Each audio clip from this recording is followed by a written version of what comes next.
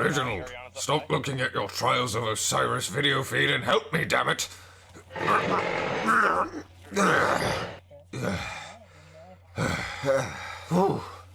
This is a bucket. Dear God. But wait, there's more. No. Inside, there are weapons and armor that are currently off-meta. Your job is to find a good pairing. Well, toodaloo, I'm going on vacation. Wait, what? Damn it, Archibald! To my gracious and generous partner.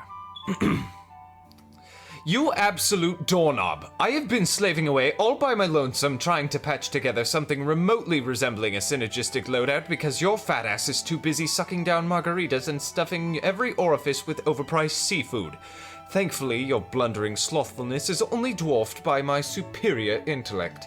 I have come up with a build that is capable of forging the most powerful weapon known to mankind. The slipper of a pissed-off Hispanic mother. Grown men tremble in fear at the mere mention of the chancla, and somehow Bungie slipped it into the game without anyone noticing. And in case you doubt me, I ran some tests.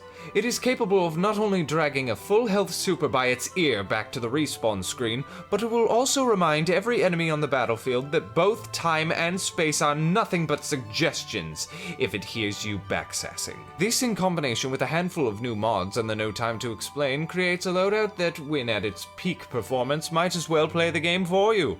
But I proclaim to you, Archibald, that it was not easy getting to this breakthrough. I had to work tirelessly with that random bucket of nonsense you so generously left me like a fart on a busy elevator. Let's start from the top of the list of painful science experiments.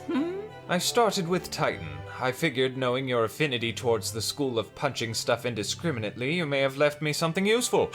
Unfortunately, you seem to have missed the memo about the latest patches. I tried using those precious scars exotic helmet with the Witherhoard and the Shayura's Wrath, and I will admit at first it was rather amusing.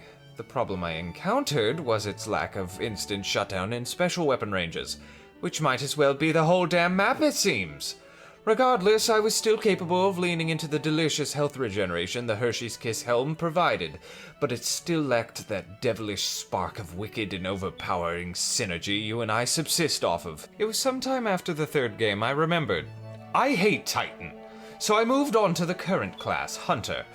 It was here when I found out the Athrys' Embrace. This gauntlet allows me to gain the buff Strengthened Heavy Knife. Wow.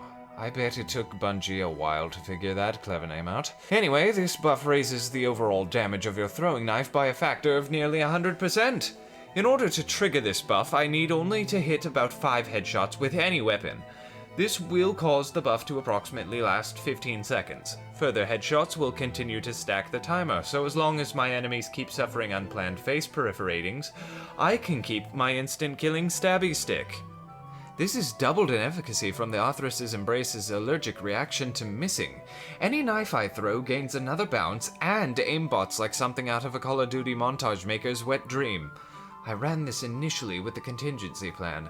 The rapid-fire nature of the scout rifle made for an easy way to continuously feed this precious buff. And while it was good, tasty even, I still craved more. Then somehow during my back and forth of looking for a new weapon to run, I damaged my Crucible radio. The damn thing got stuck on some station where all they talked about was trucks, dogs, beer, and some place they called the outdoors. After some time of suffering this barrage of sadness and twangy guitars, I felt this uncontrollable urge to both yee and subsequently ha. Forthrightly, I picked up the Dead Man's Tale and gave it a try. This turned out to be close to what I was hoping for from the build. The Dead Man's Tale gains a straight buff to headshot damage as it continues to hit headshots. This, in combination with all of the passives, intertwined with the Bottom Tree Golden Guns passives, made for a delightfully devious time. With every headshot, I gain an increase in supercharge rate, and for every headshot kill, I gain bonus handling and stability. The problem with this Yeehaw cannon is that it's very slow and doesn't fire enough bullets to keep my heavy knife buff as active as I would like. Then came the true breakthrough I was looking for. No time to explain. This underrated weapon not only boasts a stat roll higher than Snoop Dogg on a Saturday night, but also has an incredibly speedy total time to kill of 0.67 seconds. This is compounded by its exotic intrinsic perk and trait. All headshots are immediately refunded to the magazine, like how I wish you would immediately return to the salad bar. After 10 headshots, I gain the second best companion in the game, a time chasm. This time chasm is essentially, we have arc souls at home. It will fire at any enemies within line of sight at most ranges, dealing a total of 33 damage each pulse. While this may not seem like much, it can effectively negate the need for 3 of your shots to hit the enemy's face. Had this portal buddy lasted any longer than 10 seconds and not had downright horrible tastes in music, he would make a better wingman than you. All of these play perfectly into the synergy that I've built from the scraps you've left me. Every headshot effectively works towards 5 different buffs all at the same time. Strengthened weighted knife, Gunslinger's trance, practice makes perfect, no times ammo refund, and rewind round... Damn it. I think I'm having a stroke. Rewind round stacks. Knowing that you will try and scoop this build up for yourself and claim it as your own machinations, here are some best practices so at least you don't embarrass yourself throwing the chunklers away.